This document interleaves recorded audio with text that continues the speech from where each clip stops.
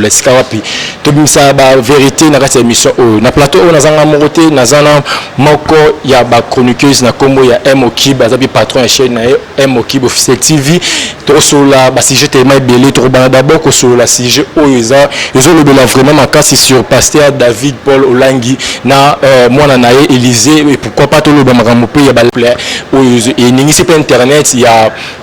maman Nabiso Peniel et puis frère Nabiso Mike Alamba et pasteur Mike Alamba to le belongo pe pourquoi pas to le belama makambo o frère ils ont ningi c'est un peu réseau sur Zemi ya Zawadi nazana yi a droit animé mais avant pesi malobaji d'abord un grand merci na bato ba soutenir Abiso sans oublier équipe technique na Mobimba ya ni makanku Beni Kanku Dina Sebino elle est avec moi Mokib. Bonjour et bienvenue. Merci beaucoup Diego les mignons. Bonjour à toi, bonjour à Jérémy Mbo Madoya à la caméra. L'homme selon les cœurs et à Diego Mignon. Alors toujours présent. Et non, la mola la ponctualité a été vraiment bravo pour l'homme Sanayo. Merci aussi à tous ceux qui me soutiennent. Là, je vois déjà maman Mimi Moufankolo, Mimi de Miki, la maman de Gracia, Bermi et Christian et Popo. Vraiment, je vous aime beaucoup. Nabosani Pété, Mauvier, Emmanuel de Berlin, l'Allemand, dans la carte parlement, Bundestag, Babi, Amor Family, toujours unis. Et ma question à yo, ma réponse est dans le Pesaka. Voilà, un qui vous a plaisir qu'on a mon plateau parce que le bar tellement bien, bah t'es belé, bah c'est un caillou, les lois en fin d'azur, tout le bélan, les solos, il y a pasteur Paul David Owapi. Olangi Owapi vraiment yo ça la vraiment rage na internet et Monica Raboué jeune biso abimi na kombo Élysée o azolo bakeya za mwana ya papa Paul David Olangi na habité bateau d'abord bazana flou na dossier wana mekana ko expliquer bango bien dossier à long et à large. Merci beaucoup, merci à toi Diego le mignon.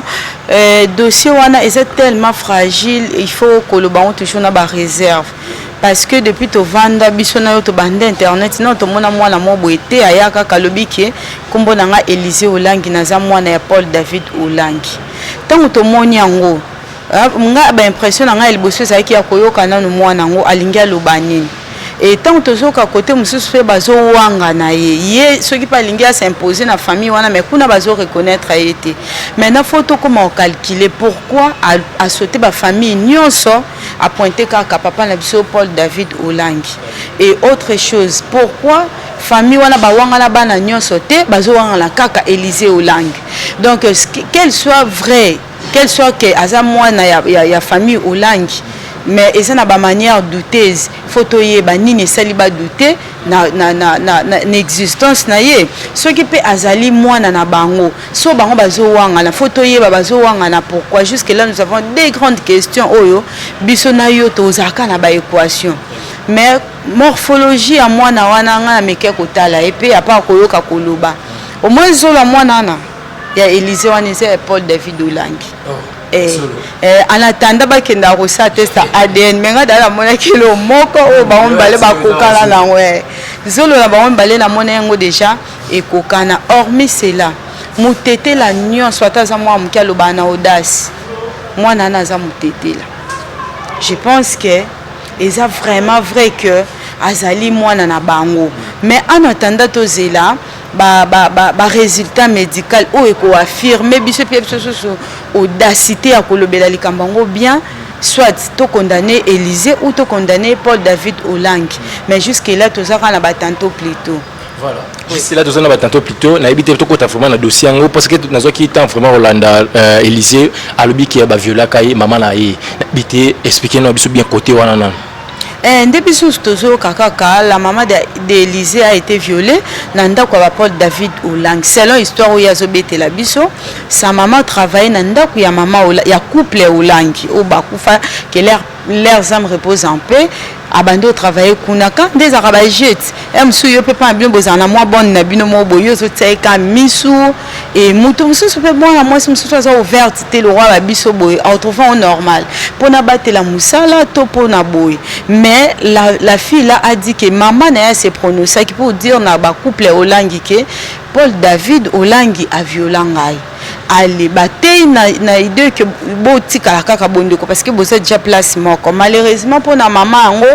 a commis déjà na zemi elle ne pouvait pas avorter nde maman Olangi ba décider ki ba longola bon na bango wana akendo boko la zemi na famille na ye et je pense que ça qui juste pour na kaka ko tika famille ça la crédible pour koyoka ke basali ya nzambe mwana na bango a violé muto aza koza le roi ndeko na bango ce n'est pas du tout bien parce que maman ya Élysée aza muto bando prier na CFMC biso nstoyebi bolingo bato wana bazala kanango kabwana famille na yo kangama na muto église bango baza bon alors babando zo dia maman Élysée le roi ndeko tango Paul David Olang a violé a se retrouver na zeminda kendaki ba etie musika abota et lokola papa David Olang azaki pe na ba idée na e sur mes azaki po akokomona te mwana wana exister peut-être koko bebisela e futur nde na ba masolo kaka nde toyoki pendant que madame wana bande ko sokola mwana nae akoti na ndako nde ba mère batika aka mwana na bassin abima boye mwana zate mwana limwa et ba côté longo même ba prière parce que bango ba to si femme si ba général trop ba 40 jours ba 100 jours et ceux qui par révélation ba ebisa bango un jour au mon année la personne doit reconnaître a yeba place mwana na azali il serait son fiancé selon peu makamwana on a sobete la biso mutake ko mona ye et un dossier mwana ngwa lobi nyonso na mutawa betela ngo nzambe sikoyo Diego ngande na abo na comprendre que Jova yo betela nga ba solo na rate ndenge nini mwana na lobi akota ki prière il y a un mois sans manger sans boire et nde siko nzambe amemi ye penza abandi même ko betela vie abakoko na ye na ya barrière parent donc ba parent ya papa Olang mwana na Élysée donc ayebi histoire na bango chef de la famille mais oui parce que nzamba la kisi makambo la kisa ba tebelete abeteli o yezo o yaza na ngo besoin ça na besoin o elekata ça besoin kaka il y a ba reconnaître ye papa na biso Paul David Olang a reconnaître ye comme moi na pas plus pas moi parce que nzambe c'est ebisa que papa na yopé et ça Paul David Olang maintenant la question qui se pose moi na wana sauté ba famille ebele donc ko le baté que la famille influente c'est sa famille Olang non mutum supa ko se coller la famille Coutinho mutum supa ko le baki na za mwana ya Deniles mutum supa ko le bana mwana Mukunda na za mwana ya apôtre Léopold Mutombo mais a Soni Kafuto sepelate a sauté bato wana nyonso ke kaka na famille Olang quelque part biso toza besoin de transparence et za na makambo nyonso les hommes de Dieu nous ont beaucoup blessés ba décevoir biso tellement mais même pour na tout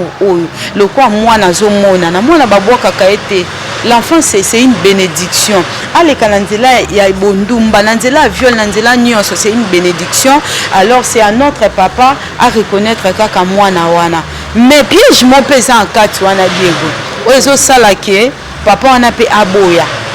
au moni ata yo socio violent mwana mo bwa 14 ans un jour tozilo dossier to vandara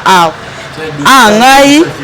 Barbine nga Beril nga donc évidemment c'est ça tout vendre là on a nan botambula dane kenge poko violer na ote et ko rattraper au plus tard et ko za ligne de cause ou raison ou ça la que papa wana aboya du fait kaka ko accepter pe Élysée Olangi ba oluka mama na ye bo obotaka na âge nini mama wana zaka na 16 ans donc Paul David Olang a violé à moi si abatu yango esali ke lelo ba wanga na mwana izape ba réseau ça ki bayi ba mwana pour tracer za la to lobela pe mwana 16 ans au commissariat au travailleur na okoma na kati danda ko bomuneni bongo ça c'est le Congo na Congo il y a tout biloko batu bakamwa libanda bamboka o biso to kamwa ngote tu n'as jamais vu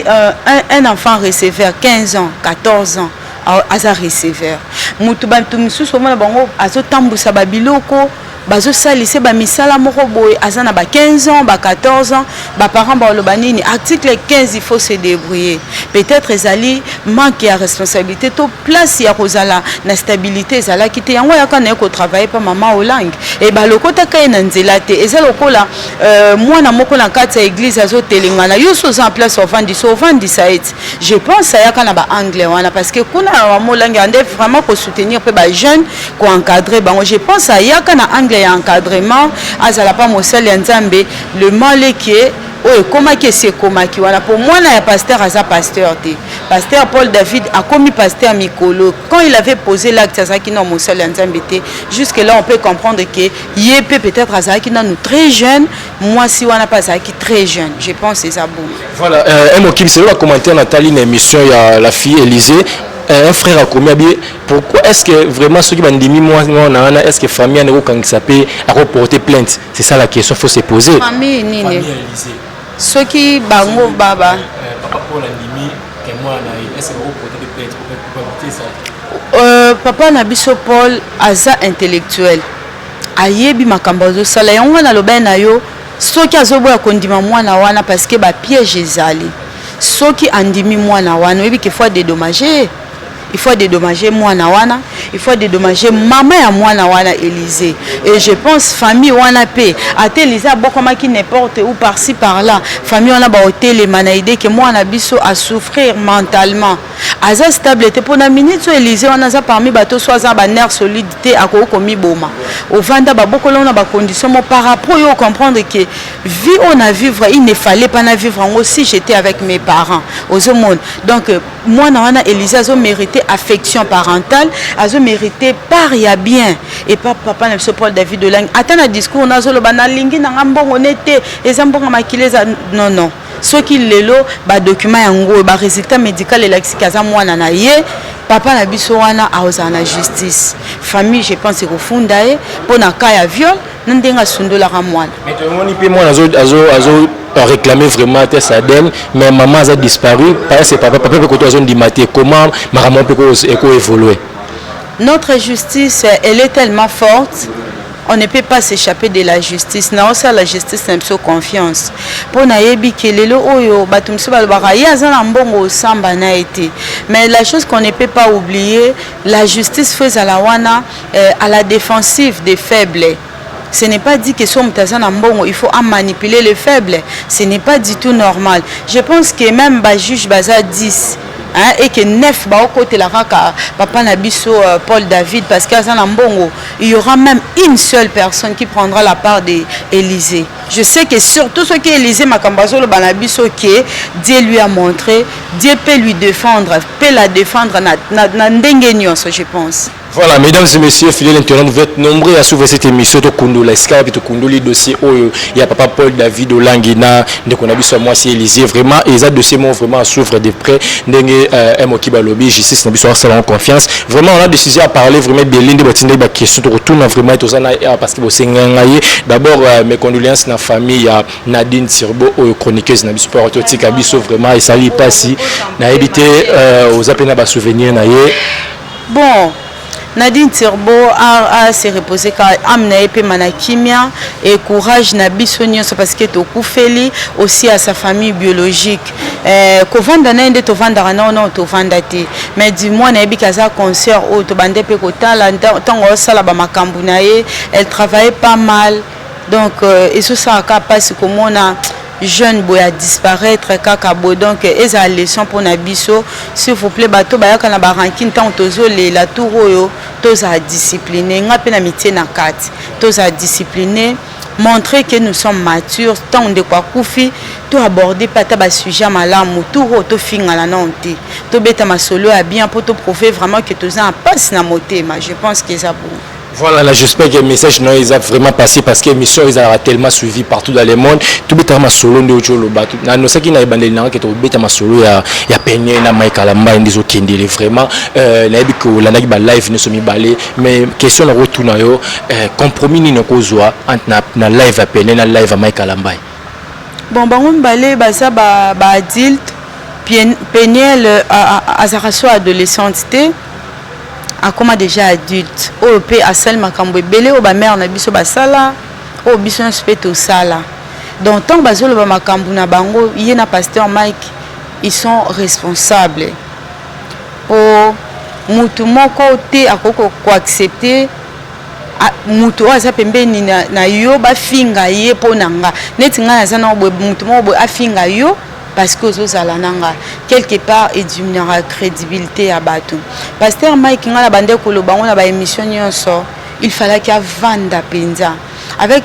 tout ce qui vient de traverser comme épreuve, moi je pense que c'est vrai, épreuve, mon côté, au biso tout le monde a mokile kokane Job. Mais Job ata babanda qui ko endurer, babanda qui ko persévérer, c'est parce que bazaki qui peine il y a 20 ans à paradis, à jardin d'Éden. Mais biso si to comme musika nango, il y a des épreuves où on va permettre te to comme l'emploi et bito resuka motema. Mais pasteur Mike on ngana osenga ka fois na ba nerf solide. Il faut on a nos soins et à santé na emoko. Au-dessus de tout, jamais koko zala mutalobi ya lobi na sepela ki na calme na ye na sepela ki ndenga vanda ki na ye mais ndenga ye ko ça la droit de réponse après live ya Peniel quelque part après si Peniel sous gloire pour Peniel abande ko luka a lobi ça ye bizarrement lobi pe sikoyo age ya pasteur Mike Kalambai la maturité qu'il a une expérience ya vie azana expérience ezaranda kwa libala te. Il a beaucoup travaillé au service de Dieu. Il a beaucoup enduré. Je pense qu'il faut une expérience. Il y a ma cas sur ça que ce couple, moi, il y a trouble. Il est à maîtriser bango. Il ne pouvait pas répondre à Peniel. Il ne pouvait pas, mais avant la live, il va te béler, va retraiter. Pourquoi il ça live, mais il a péché, à répondre parce que. Jusque là, il n'a pas péché. Bon, bato mususu balobate que obeti na gauche zongi na droite, obeti na gauche na otiki le droite na zongi ça. Yango asaliza na on peut lisumuté. Mais biso to loba pona ko préserver santé. Nga jusque là santé te spiritualité talingate. Spiritualité mutamona ngo ezanzambe. Ne pensez pas que bato nyoso ba pesa biso prophétie baza ba saint. Qu'ils sont spirituels. Même les l'autre langue solo il fallait abongsa na communion na nzambe. Fallait pas la noma ma Peniel. Non, on ne peut pas juger pasteur Mike Kalambai. Le jour où il va réparer, où il avait déjà réparé avec son Dieu, qui était témoin. Tant que tu as sambelaka, tu sais que nzamba ton déception esprit saint. Pour se communiquer bien en Nzambe. Si quand on biso tozolo ba ke abongisa na Nzambe. L'esprit nous a dit, ou Dieu nous a révélé que yena Mike bana rancune. On les a mis sous nabiso. Yonga lo batana lo ba makamba basali ya Nzambe na lo ba kaka soit lo bima be mena spiritualité na kota raté. Parce que lui il a sa propre relation na Nzambe na ye. Ngana lo be l'état de Santa Koke ko ya te po apesi Peniel gaz, a ya le sukolo ba oluka so ya mozindo po aya sukolo ba ko moswana. Mais là, il faut tout le monde vraiment un peu vraiment dur dans propos envers Moïse. Tu as avec lequel Moïse ando lo bela mais bato balanda bisuna ngana to yebi Moïse ando lo bela. Au moins que non en tant que pasteur ko lo ba propos bon envers de connaître Moïse. Monter que un peu dur vraiment na face boy. Bon, biso sonde toza boye. To yebi que ba pasteur na biso surtout bito zo même baka ya momo. Toyebi bisika ni topé ses raisons na bisika topé sa tort. So peut le bito soit pasteur Vaseline toyebi sika ni topé sa raison et sika ni topé sa tort. Et sika moto pe raté milinge bimarate. Ngaso ateli ona biso Diego ko sakana ngai te pona na ba carte na yo cachette ona ko bimisa. Ngana poto za na ba carte cachette c'est que to sala ba vie moko bo o ngana yo ka toyebi. C'est-à-dire tonga no yana wanga yo po lo ba ke ngape na zamba o ya yo. Alors bango ba yana ba live ba miso ba laka ba yate. To zela ka ngo pete po ezaka pétage. Ba o pe ba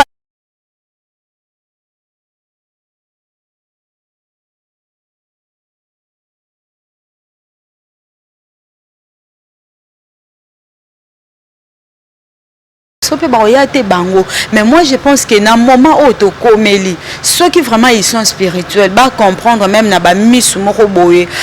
invisible, misu biso to mona te aux yeux spirituels. C'est-à-dire peut-être élévation moko eso ya mais diable a besoin combattre yo. Pour combattre yo bien peut-être ebina moi ça ndumba a ozoyote, il faut une approche na yo et lekela yo donc c'est comme ça. C'est seulement que l'esprit n'a pas fait très bien disposé et puis va contrôler les propos dans bas. Est-ce que vous êtes d'accord d'abattre bazolo baké ba déstabiliser ministère ya Mike ya batinde lié Jezabel ba tout ba il makam liboso na ye. Ye Jezabel wana mdekona bisa Bukavu wana ngaku depuis kala na linga la nga été. Na linga ka été pour le kwa sale ezalata.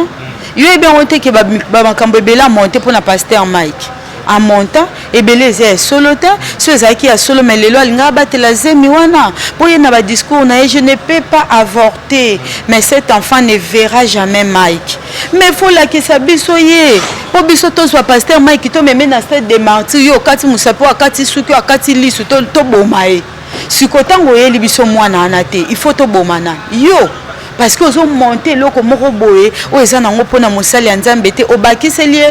ba charge bato ba inaki yo bakiseli makambo et à la fin mwana zate zemi zate ba test ya hôpital ezate carte CPN ezate nyonso ezate ça prouve que il n'y avait rien. Elle avait monté cette histoire. Elle avait monté, les dossiers restent à suivre. Mesdames et messieurs, fidèles internautes, moi dire les millions nous a toujours présent. Il y a eu la bino toujours tokondola na kati ya émission na biso tokondola ba sujet. Si un équipe nous honorer invitation na ngai 2-3 personnes à mot de la fin de émission bat balandi. Oui, mot de la fin pour cette émission, ezali kaka bo s'abonner na chaîne. En tout cas, bo ça va commentaire, bo partager ko sala vraiment kitoko. Lorsque vous partagez au maximum et au sala que chaîne na biso yeba na biso plutôt sur makasi ya kuyaka.